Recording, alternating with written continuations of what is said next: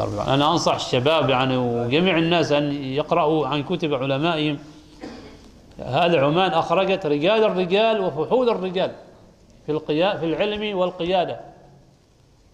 يقرأوا، والمنهج أصحابنا رحمه الله تعالى ليس فيه تشدد ولا تطرف، ولا يسفكون دم أحد إلا بحق، أي لا يقاتلون إلا من قاتلهم، ولا يغنمون مال امرئ مسلم أبدا، لا يغنمون ماله، بعكس ما يفعله المخالفون مثلا عندما جاءوا إلينا ماذا فعلوا فينا، وبعكس ما نراه اليوم في شاشات التلفاز في وسائل الإعلام ما يفعله أولئك الناس من ذبح الناس بغير رحمة وبحرقهم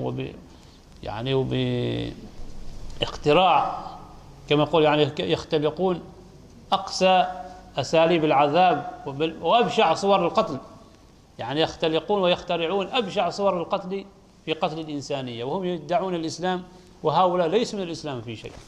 الإسلام عندنا نحن هنا، الإسلام في هذا المنهج في هذا المذهب، عليكم أن تعضوا عليه بالنواجذ. اقرأوا في كتب علمائكم تجدون الحق ظاهرا جليا. هذا هو الحق، هذا هو المنهج الذي عليه النبي صلى الله عليه وسلم. أحسنتم.